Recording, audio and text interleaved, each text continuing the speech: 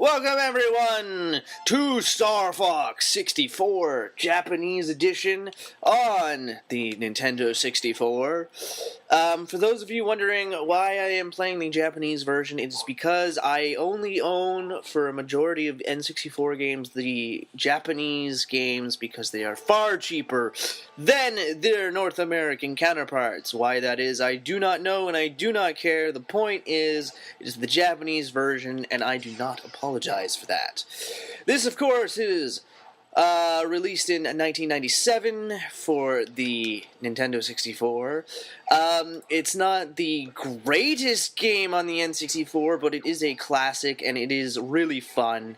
And of course, I will be doing the hard path for this playthrough. If you would like to see more of the game, such as the easy path and the medium path, I will be happy to do those.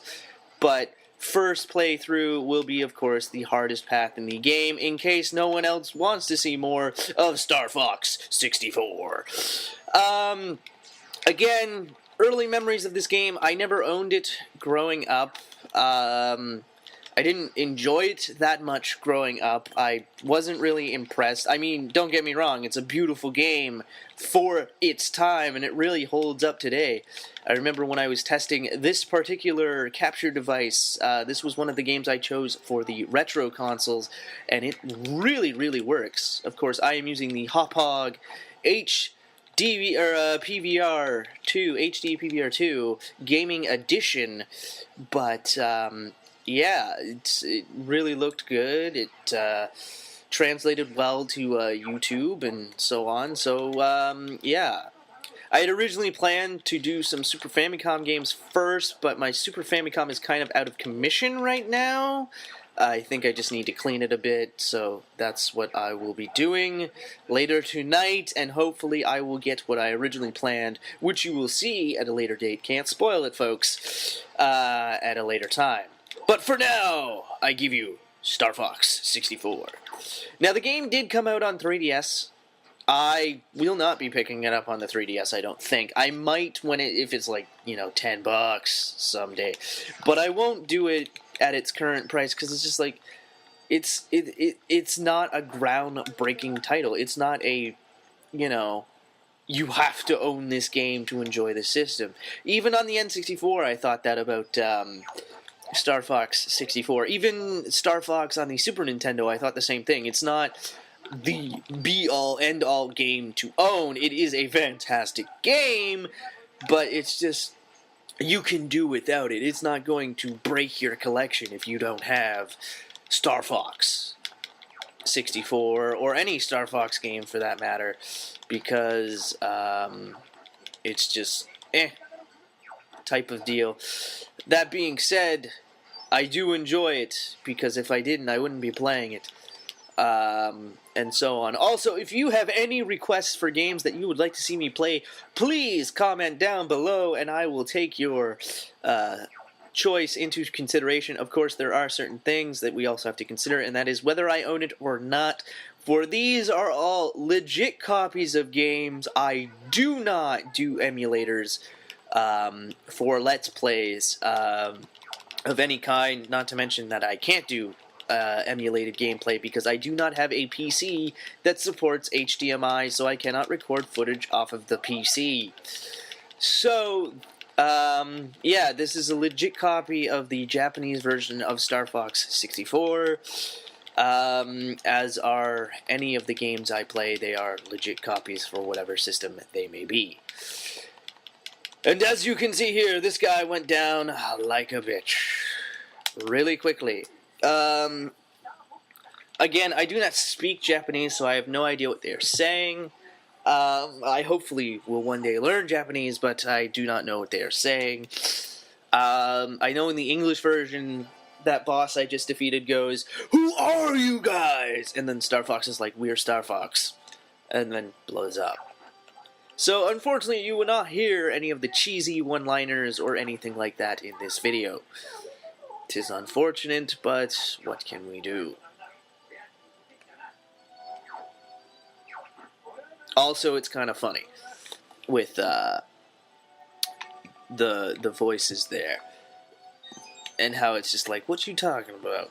Now, note, the characters are still like their N64 or their English counterparts. Falco's still a dick. Peppy's still the, I don't know what I'm doing here. And Slippy's just like, Slippy. Poor Slippy can't catch a break. It's not his fault. He's just a toad who doesn't know anything. Yet, for some reason, he's the only one who can tell you how much a boss's health is. Yay! Ugh. And now we reach the Y Zone. I don't know why it's called the Y Zone. Perhaps maybe it is because of the giant Y. Why are we here? Because apparently Andross's forces, thank you, are just dicks and came here to fight you and stole dog suits or something. So I tell you this, these mechs do not look like apes. They look like dogs.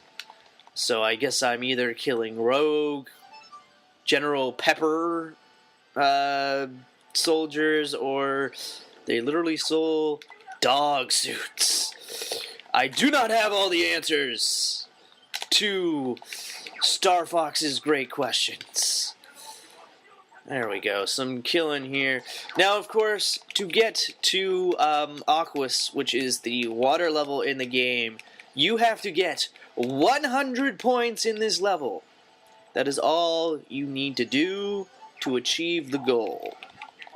Not the hardest path thing. I find that the hardest path taking area is Zonus, probably, because Zonus has these ridiculous sensors that you have to kill. So that's what you have to do. You have to kill sensors. You miss one, you're screwed. So there's not much you can do with that one, and some of them are missable, and maybe the Y zone, because if you get hit with a missile, you're screwed. But other than that, no, this one's pretty easy. Aquos doesn't have any requirements, you just get through the level. Or Zonus, sorry, doesn't have any requirements, you just get through the level. And once again, I apologize, if I haven't before, for any noise. It's either one of my sisters climbing upstairs, or it's my dog barking, or other things going on within a house. I cannot explain it any better than that. I am recording with a headset, so it shouldn't be too bad, but if there is any interference from such as stair climbing or dog barking or speech other than my own, I apologize in advance. Yes. So as you can see, I am almost done with this level in terms of getting to the path, as I only have 8 points to go.